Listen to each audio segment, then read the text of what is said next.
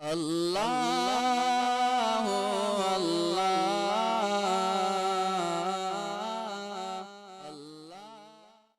فاعوذ باللہ من الشیطان الرجیم بسم اللہ الرحمن الرحیم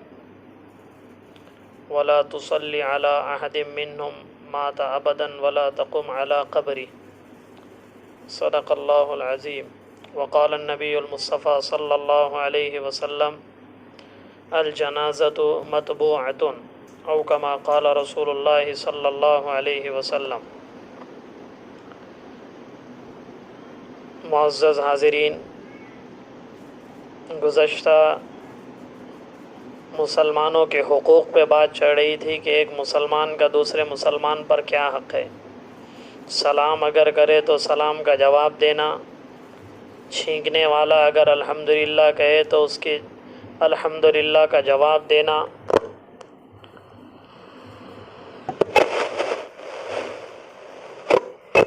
اور اسی طرح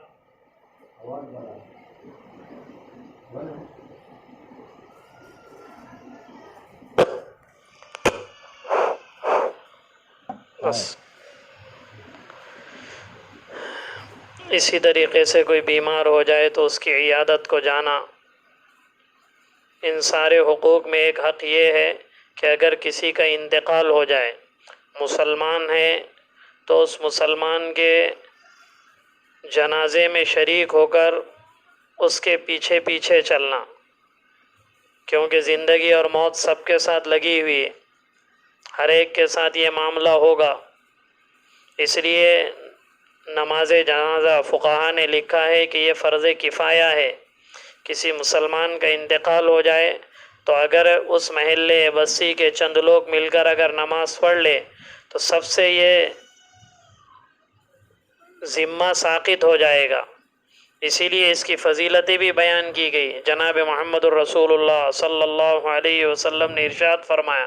کہ جو آدمی نماز جنازہ پڑھے اور کفن دفن تدفین تک اگر وہ اس کے ساتھ جا رہا ہے، اللہ کے نبی نے فرمایا وہ ثواب کے 2 قیرات لے کر لوٹتا ہے۔ اور اگر صرف نماز جنازہ پڑھے اور ساتھ میں نہ جائے تدفین تک بلکہ واپس آ جائے تو وہ ثواب کا 1 قیرات لے کر لوٹتا ہے۔ قیرات کسے کہتے ہیں؟ اللہ کے نبی نے فرمایا کہ وہ احد کے پہاڑ کے برابر اتنا قیرات ایک ہوگا، اور جس کا عموماً وزن کے اعتبار سے ہمارے یہاں پہ وسق اور کلو وغیرہ کے اعتبار سے ہوتا ہے، لیکن یہ جو قیرات ہے یہ قیرات احد کے پہاڑ کے برابر ہوگا۔ ایک تو مسلمان کا حق بھی بتایا، دوسرا اس پر اس کے ساتھ چلنا، اس کے پیچھے چلنا، اس پر اتنا اللہ نے اجر بتایا، اللہ کے نبی نے اجر بتایا۔ اس لیے ایک حق یہ بھی ہے مسلمان کا کہ اگر کسی کا انتقال ہو جائے تو اس کی نماز جنازہ پڑھے، اور نماز جنازہ پڑھنے میں چونکہ سب کو پتہ ہی ہے کہ 4 تکبیرات ہوتی ہے،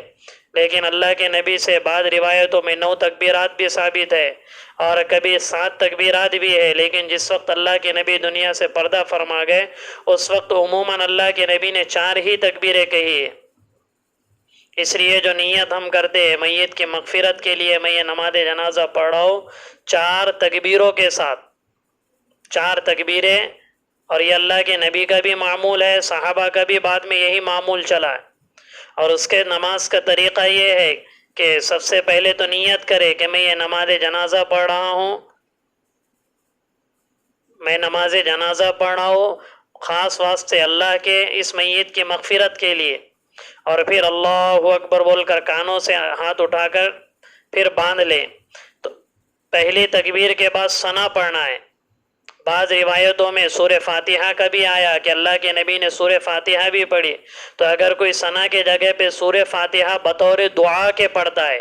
قرآن کی تلاوت نہیں بلکہ بطور دعا، چونکہ سورہ فاتحہ مکمل دعا ہی ہے تو اس کی بھی اجازت ہمارے فقہا نے دی ہے، اور اگر نہیں ہے تو بہتر یہ ہے کہ یہی ثنا پڑھے جو عام فقہا نے لکھا ہے، سبحانک اللہم وبحمدک وتبارک اسمک وتعالی جدک وجل ثناؤک ولا الہ غیرک۔ پھر اللہ اکبر کہنا ہے، ہاتھ نہیں اٹھانا ہے۔ حضرت امام شافعی رحمہ اللہ وغیرہ کے نزدیک ہاتھ بھی اٹھاتے لیکن احناف کے نزدیک ہاتھ نہیں اٹھانا ہے، صرف بغیر ہاتھ اٹھائے کے ہی اللہ اکبر کہنا، پھر اس کے بعد درود شریف پڑھنا ہے جو نماز میں پڑھی جاتی ہے، پھر اللہ اکبر کہہ کے تیسری مرتبہ پھر میت کی مغفرت کے لیے دعا مانگنا ہے، اللہم اغفر لحینا ومیتنا وشاہدنا وغائبنا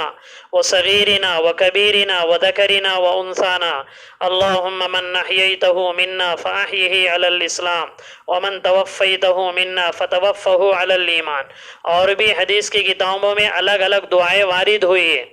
تو چاہے وہ دعا پڑھے چاہے یہ دعا پڑھے، نقی کما ینقی الثوب الابیض من الدنس وباعد بینی وبین خطایای، اور بھی لمبی لمبی دعائیں، پھر اللہ اکبر کہہ کر سلام پھیر دینا ہے۔ پھر اس کے بعد جو فضیلت کی چیز ہے وہ یہ ہے کہ جنازے کو اٹھا کر چلنا، جنازے کے ساتھ ساتھ چلنا۔ اس لیے بعض ائمہ کے نزدیک جیسا حدیث سے ثابت یہ بھی ہے کہ 3 ہی مرتبہ بعض جنازے کو اللہ کے نبی نے کندھا دیا، یعنی مطلب آگے سے ایک پکڑے اور پیچھے 2 پکڑے، لیکن بہتر یہ ہے کہ 4 کندھا دے۔ اور بعض روایتوں میں یہ بھی فضیلت ہے کہ جب بھی ایک کندھا دے گے تو 10 قدم چلے، پھر اس کے بعد دوسرا کندھے کو 10 قدم، پھر پیچھے والا کندھا 10 قدم، پھر چوتھا کندھا 10 قدم۔ یہ مستحب ہے، بہتر ہے، 10 قدم پر اللہ 10 گناہوں کو معاف کر دے۔ اور جب اٹھائے گے ہم تو ڈائریکٹ اس کو کندھے پر نہیں رکھنا ہے، بلکہ وہ لکڑی کو اپنے ہاتھ میں رکھ کر ہاتھ کو کندھے پر رکھنا ہے، ورنہ بعض لوگ صرف اٹھاتے ہیں اور اس کو کندھے پر رکھ کر آگے چلتے جیسے کوئی سامان اٹھایا ہوا ہے۔ چونکہ میت کا اکرام اور احترام ہے، اس لیے اس کو ہاتھ میں لینا ہے اور ہاتھ کو کندھے پر رکھنا ہے، اور اس طرح پہلے دائیں طرف، پھر بائیں طرف، پھر پیچھے دائیں طرف، پھر بائیں طرف، جتنا اپنے سے ہو سکے ہم چلے۔ چلتے وقت استغفار وغیرہ جو بھی ہم کو کلمہ لا الہ الا اللہ وغیرہ سب پڑھنا ہے، دل میں زور سے پڑھنا مکروہ ہے، بلند آواز سے نہیں پڑھا جائے گا۔ اور بعض مرتبہ ہلکے جنازے ہوتے ہیں، بعض مرتبہ وزنی ہوتے ہیں، تو یہ ان کے اعمال کے اعتبار سے ہوتا ہے، کیونکہ جنازوں میں شرکت ہوتی ہے فرشتوں کی۔ حضرت سعد ابن معاذ رضی اللہ تعالیٰ عنہ کے جنازے میں اتنے فرشتے آ گئے تھے کہ اللہ کے نبی نے فرمایا، اس طرح پنجوں پر چڑھ رہے تھے اللہ کے نبی۔ صحابہ نے عرض کیا یا رسول اللہ پنجوں پر چڑھ رہے؟ کہنے لگے اتنی کثرت سے فرشتے آئے، تقریباً 70,000 فرشتے اس کے جنازے میں آئے۔ اس لیے کبھی ہلکا اور بھاری، اسی لیے روایتوں میں آتا ہے اگر وہ جنازہ ان کانت صالحتان، اگر نیک ہوتا ہے تو کہتا ہے فقدمونی، ارے جلدی جلدی مجھے لے کر چلو، یہ دنیا دھوکے کا گھر ہے، مجھے میرے رب کے حوالے کرو، کیونکہ جنت کے مشاہدے اللہ اسے کرا دیتے۔ اور اگر ان کانت غیر صالحتین، اور اگر نیک نہیں ہے، بد نہیں ہے، تو پھر بری چیز کو اپنے کندھے پہ اٹھانے کا کیا مطلب؟ اسی لیے لکھا حدیثوں میں بھی ہے کہ جنازہ لے کر چلے تو تیز چلے، اتنا بھی تیز نہیں کہ حرکت میں، اور نہ اتنا آہستہ، معمول سے تھوڑا تیز جنازہ لے کر چلے، اور سواری پر سوار ہو کر نہ جائے چاہتے وقت۔ صحیح حدیثوں میں آیا ہے کہ اللہ کے نبی ایک جنازے کے ساتھ چل رہے تھے اور کچھ لوگوں کو دیکھا کہ وہ گھوڑوں پر سوار تھے، تو اللہ کے نبی نے فرمایا الا تستحیون ان الملائکۃ علی اقدامہم وانکم علی ظہور الدواب، کیا تمہیں شرم نہیں آتی ہے کہ اللہ کے فرشتوں تو پیدل چل رہے ہیں اور تم سواریوں پر سوار ہو کر آ رہے ہو؟ اس لیے سواریوں پر سوار، ہاں کوئی مجبوری ہے، گھٹنوں کی تکلیف ہے، مجبوری ہے، کوئی بہت زیادہ دور جانا ہے تو پھر سواری پر سوار ہو کر جائے، اور پھر آگے بھی نہ جائے بلکہ یا تو دائیں بائیں چلے یا پیچھے چلے، کیونکہ یہ اکراماً ان کو پیچھے اس لیے چلنا ہے کہ وہ ہم جو لے جا رہے اللہ کے عالی دربار میں اس بندے کو لے جا رہے، اور سر آگے ہو پیر پیچھے ہو، جہاں پر بھی لے کر جائے سر آگے رہے گا اور پاؤں پیچھے رہے گا، پھر تدفین تک لے جانا ہے۔ اور بعض روایتوں میں یہ بھی ہے کہ جنازہ اگر قریب سے گزرے تو کھڑے ہو جاؤ، اور بعض روایتوں میں اس کا انکار بھی ہے، جیسے حضرت علی رضی اللہ تعالیٰ عنہ نے اس کا انکار کیا ہے۔ تو اس کا دونوں روایتوں کو جوڑنا ہے تو یہ کہے گے کہ اگر آپ کو جنازے کے ساتھ شرکت کرنا ہے اور آپ بیٹھے ہوئے تو اٹھے اور اٹھ کر چل لے، اور اگر شرکت نہیں کرنا ہے تو بیٹھے رہے۔ اور جنازہ وہاں تک پہنچنے سے پہلے نہ بیٹھے، بیٹھنا بھی مکروہ ہے، بلکہ وہاں پر جانے کے بعد جب تدفین ہوگی تو اس کے بعد بیٹھے۔ بہت سے لوگ پہلے ہی آگے جاتے، آگے جانے سے بیٹھ جاتے ہیں، بیٹھنا نہیں ہے۔ اس لیے ایک حق مسلمان کا یہ بھی ہے دوسرے مسلمان پر کہ اگر انتقال ہو جائے تو سنت کے مطابق نماز جنازہ ادا کرے اور اس کے ساتھ ساتھ جائے۔ اس سلسلے میں روایتیں ہیں کہ اللہ رب العزت اس کو انعامات اور اجر دیتے ہیں، اور بعض روایتوں میں یہاں تک بھی ہے عبداللہ ابن عباس رضی اللہ عنہ کے ایک رشتہ دار کے بیٹے کا انتقال ہوا، وہ کہنے لگا تھا باہر دیکھو کتنے لوگ آئے، باہر جا کر دیکھا تو 40 لوگ آ گئے تھے۔ ابن عباس رضی اللہ عنہ نے فرمایا کہ میں نے اللہ کے نبی سے سنا کہ جس کی جنازے میں 40 لوگ آ جائے اللہ اس جنازے کی مغفرت کر دیتے۔